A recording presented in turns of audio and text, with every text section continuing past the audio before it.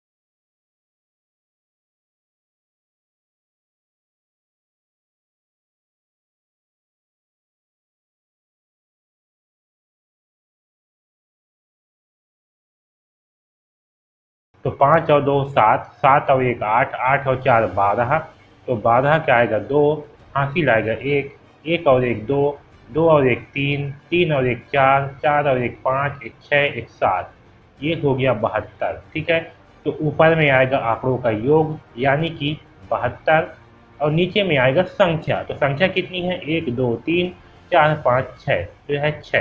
तो ये हो गया 72/6। इसका मतलब होता है कि जो 72 है ना, इसको 6 से करेंगे भाग। ठीक है, तो चलिए भाग कर देते हैं। तो 6 एकम 6, ठीक है, यहाँ से घटाएंगे, बचेगा 1, इस 2 को यहाँ उतार देंगे, ये हो गया 12, 6 दूनी 12। ठीक है, हमें आंसर प्राप्त हुआ है ये 12। ठीक है, तो सही आंसर क्या होगा, ऑप्शन नंबर 12। आया सबको समझ में। अगला प्रश्न देखिए, लंबाई का मात्रक है। पहला है किलोग्राम, दूसरा है सेंटीमीटर, तीसरा है लीटर, चौथा है मिलीलीटर। सही आंसर क्या है, लंबाई का मात्रक होता है सेंटीमीटर। ठीक है, तो इसी प्रकार से प्रश्न जो है आपके एग्जाम में पूछे जाते हैं। ठीक है, ध्यान में रखना। अगला प्रश्न देखिए, 72 घंटे में कितने दिन होंगे। ठीक है, बहुत ही अच्छा प्रश्न है। तो देखिए, एक दिन में जो है ना कितने घंटे होती हैं, एक दिन में होती है 24 घंटे। तो हम क्या करेंगे, 72 को जो है 24 से कर देंगे भाग। ठीक है, इसका भाग कैसे करते हैं आपको आता होगा, नहीं आता है तो क्या करेंगे, ये जो 24 का पहाड़ा जो है अगर आपको नहीं आता है तो 24 के साथ जो है गुणा कर करके देखेंगे। तो 24 गुणित 3 करने पर कितना आएगा, 3 चौके 12 की 2 हासिल 1, 3 दूनी 6 और 1 7। तो देखिए 24 किया आया 72, यानी कि 24 से 3 को यानी कि 24 से भाग करेंगे जब 72 को, तो कितने बार में जाएगा, 3 बार में आ जाएगा 72। ठीक है, 24 किया 72, यानी कि 72 घंटों में कितने दिन होंगे, तो 72 घंटों में होंगे 3 दिन। तो सही आंसर आएगा ऑप्शन नंबर 12। अगला प्रश्न देखिए, जो कोण 50 अंश का हो उसे कहेंगे, कितने अंश का हो, 50 अंश का। पहला है समकोण, दूसरा है सरल कोण, तीसरा है न्यून कोण, चौथा है अधिक कोण। इसका सही आंसर होगा न्यून कोण। जिस कोण का मान 90 अंश से कम होता है उस कोण को कहा जाता है न्यून कोण, और जिस कोण का मान 90 अंश का होता है उसे कहा जाता है समकोण, और जिसका मान 90 अंश से अधिक और 180 अंश से कम होगा उसे कहा जाता है अधिक कोण। आया समझ में। और जो 180 अंश का मान होगा ना उसे कहा जाता है विजु कोण या फिर सरल कोण। ठीक है, तो इस बात का ध्यान रखेंगे कि 50 अंश दिया हुआ है तो इसको कहेंगे न्यून कोण। अगला प्रश्न देखिए, 41.25 प्लस 12.35 का योगफल होगा। तो चलिए भाई जोड़ लेते हैं। यहाँ क्या है, यहाँ दिया है 41.25 और है 12.35। अब ध्यान रखना, जब भी हम इस दशमलव वाले प्रश्नों को हल करते हैं ना, तो इसमें एक बात को ध्यान रखना कि जो दशमलव है उसके नीचे में दशमलव आना चाहिए। ठीक है, ये दशमलव है, इसके ठीक नीचे में दशमलव को लिखना है, उसके बाद बाकी संख्याओं को लिखना है। इसको हमें योगफल निकालना है, यानी कि जोड़ना है। तो चलिए जोड़ देते हैं, 5 और 5 10 की शून्य, हासिल आएगा 1, 2 और 1 3, 3 और 3 6। ठीक है, दशमलव है, दशमलव के नीचे आएगा दशमलव, 1 और 2 ये होगा 3, 4 और 1 ये होगा 5। तो हमें प्राप्त हुआ 53.60। तो सही आंसर है ऑप्शन नंबर 12। अगला प्रश्न देखिए, जिन त्रिभुजों की तीनों भुजाएं बराबर लंबाई की हो उसे कहते हैं। पहला है विषमबाहु, दूसरा है समबाहु, तीसरा है समद्विबाहु, चौथा है उपरोक्त तीनों। इसका सही आंसर है ऑप्शन नंबर 12 समबाहु। ठीक है, अगला प्रश्न देखिए, 90 अंश के कोण को कहते हैं। ठीक है, जो 90 अंश का कोण होता है उसे क्या कहते हैं। पहला है न्यून कोण, दूसरा है समकोण, तीसरा है अधिक कोण, चौथा है कोई नहीं। सही आंसर आएगा समकोण। ठीक है, जो भी कोण जो है 90 अंश का होता है, इस तरह से ये आपका इस तरह से जो कोण बनती है, मेरे से थोड़ा सा अच्छे से नहीं बन पा रहा है, ऐसे सीधा। ठीक है, ये कोण जो है आपका 90 अंश का कोण होता है, यहाँ पास का कोण, इसे कहा जाता है समकोण। अगला प्रश्न देखिए, यदि किसी वस्तु का क्रय मूल्य 900 रुपये है, उसे 70 रुपये हानि में बेचने पर विक्रय मूल्य होगा। ठीक है, तो विक्रय मूल्य जो है हमें निकालना है, और विक्रय मूल्य बराबर क्या होती है, तो विक्रय मूल्य बराबर होती है क्रय मूल्य और अगर हानि हो रहा है तो क्या होगा, क्रय मूल्य माइनस हानि, ठीक है। और अगर लाभ होता है तो प्लस लाभ होता है, ठीक है, लेकिन हानि होगा तो माइनस हानि होगा। तो क्रय मूल्य कितना है, क्रय मूल्य है 900 रुपये, 900 में से घटा देंगे 70, तो 900 माइनस करेंगे 70, चलिए घटाते हैं, शून्य में से शून्य गया शून्य, 0 में से 7 नहीं जाएगा तो यहाँ से एक हासिल लेंगे, ये हो जाएगा 10, 10 में से 7 गया तो आएगा 3, और 8 जो है 9 जो है एक हासिल दिया है तो ये हो जाएगा 8, तो यहाँ आएगा 8, यानी कि 830 रुपये।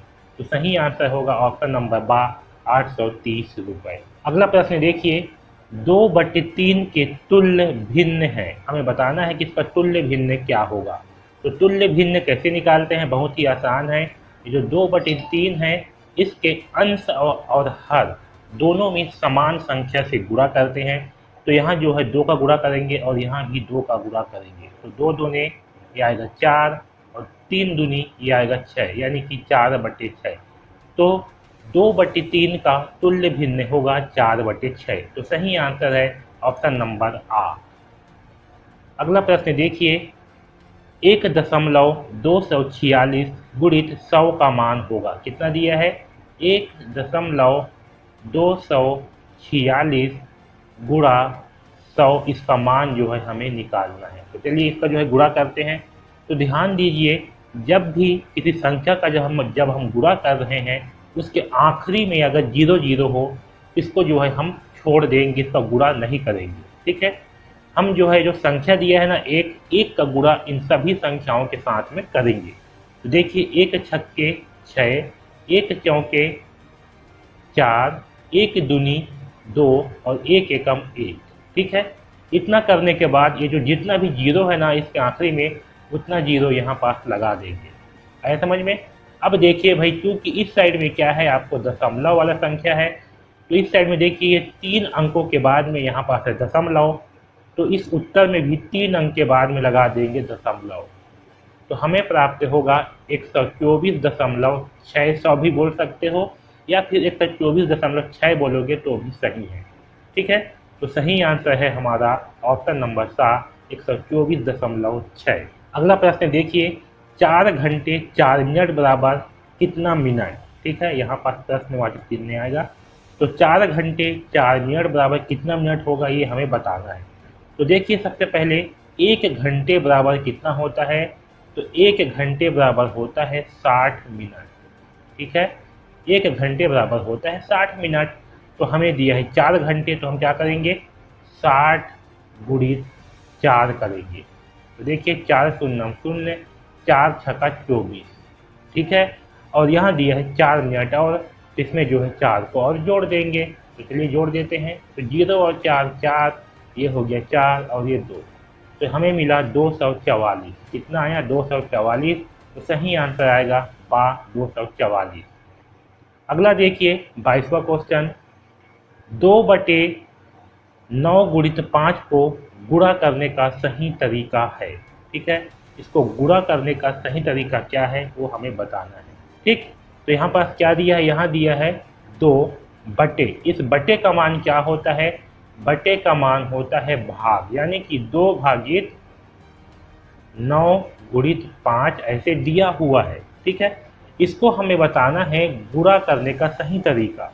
तो इसको जब हम गुणा करेंगे तो कैसे होगा, तो इसका गुणा करने पर क्या होगा, 2, ये भाग है, भाग को जब हम गुणा में बदलेंगे तो क्या होगा, ये होगा 1/9 गुणित 5, कितना होगा, 1/9 गुणित 5, ठीक है। तो जब ऐसे होगा तो ऊपर में क्या आएगा, 2 गुणित 1 आ जाएगा, तो ये होगा 2/9 गुणित 5, ठीक है। तो इसको जो है हम इस तरह से लिखेंगे, 2/9 गुणित 5। तो सही आंसर क्या होगा, ऑप्शन नंबर सा, 2/9 गुणित 5, ठीक है। अगला प्रश्न देखिए, नीचे लिखी संख्याओं में सबसे छोटी संख्या कौन सी है, हमें यह बताना है कि इसमें से सबसे छोटी संख्या कौन सी है। तो हम छोटी संख्या ज्ञात करने के लिए क्या करेंगे, जो भी संख्या दिया हुआ है इसके बायां साइड को चेक करेंगे। कहाँ चेक करेंगे, बायां साइड में। बायां साइड में जो भी सबसे छोटी संख्या होगी वह जो है सबसे छोटी संख्या होगी। तो देखिए, इसमें देखिए सबसे बायां में 9 है, इसमें भी सबसे बायां में 9 है, इसमें भी 9 है और इसमें भी 9 है। तो सब में क्योंकि समान है 9 9, तो अभी हमें पता नहीं चला है। इसके बाद क्या करेंगे हम, जब सब में समान है ना बायां साइड पे, तो बायां साइड से दूसरे अंक को चेक करेंगे कि सबसे छोटी संख्या किसमें है। तो देखिए यहाँ पास बायां साइड से दूसरे अंक में इसमें है 9, इसमें है 0, इसमें है 0, इसमें है 0, इसमें 9 है, यानी कि ये जो है सबसे बड़ी संख्या है और ये जो है, ये तीनों जो है अभी सबसे छोटी संख्या है।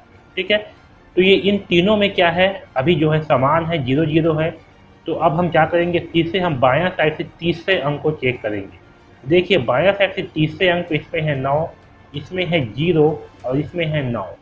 ठीक है, तो इन दोनों में क्योंकि 9 है, ठीक है, और इसमें क्या है 0 है, तो सबसे छोटी अंक क्या होगा, ये सा वाला होगा सबसे छोटी, क्योंकि इसमें जो है बायां साइड से तीसरा अंक जो है 0 है, जबकि इसमें जो है 9 है, तो सबसे छोटी अंक होगा ऑप्शन नंबर 7। अगला देखिए 24वां प्रश्न, 15.37 प्लस 12.8 का मान होगा। तो चलिए इसको जोड़ लेते हैं, 15.37 प्लस 12.8। तो फिर से ध्यान रखना, जो दशमलव है उसके नीचे आएगा दशमलव। अब दशमलव के बाद की संख्या को लिखेंगे यहाँ पर, उसके पहले की संख्या को लिखेंगे इस साइड में। इसको जो है जोड़ देते हैं, तो 8 के आगे कुछ नहीं है, तो यहाँ लगा देते हैं 0। ठीक है, अब इसको जोड़ते हैं, 7 और 0 होगा 7, 7 और 8 होगा 11 की 1, हासिल आएगा 1, दशमलव के नीचे आएगा दशमलव, 5 और 1 6 और 2 8, 1 और 1 2, तो हमें मिला 28.17। तो सही आंसर आएगा ऑप्शन नंबर 12। अगला प्रश्न देखिए, एक सप्ताह में घंटों की संख्या होगी। ठीक है, एक सप्ताह में कितने घंटे होगी ये हमें बताना है। तो देखिए एक दिन में होती है 24 घंटे। कितने घंटे होती है, 24 घंटे, और एक सप्ताह में होती है 7 दिन। ठीक, तो हम क्या करेंगे, 24 गुना 7 करेंगे। तो चलिए करते हैं, 7 चौके 28 की 8, हासिल आया 2, 7 दूनी 14, 14 और 2 16, यानी कि 168 घंटे। तो हमारा सही आंसर है ऑप्शन नंबर 10। ठीक है, तो इस तरह से जो है हम प्रश्नों को हल करेंगे और आपके एग्जाम में जो है इसी तरह से 25 प्रश्न गणित के पूछे जाते हैं। तो इस चैनल पर ऐसे ही एकलव्य स्कूल से संबंधित वीडियो आपके तैयारी के लिए लाया जाता है, तो इस चैनल को जरूर सब्सक्राइब कर लीजिए। और साथ में यदि आप एकलव्य स्कूल की बेहतरीन ढंग से तैयारी करना चाहते हैं, तो नीचे डिस्क्रिप्शन में प्ले लिस्ट का लिंक दिया गया है, वहाँ पर जा कर के आप रीजनिंग, हिंदी, अंग्रेजी के वीडियो को भी ज़रूर देखें। तो इस चैनल को ज़रूर सब्सक्राइब कर लीजिए ताकि आपको सारे वीडियो मिले और आप बेहतरीन ढंग से तैयारी करवा सकें। धन्यवाद।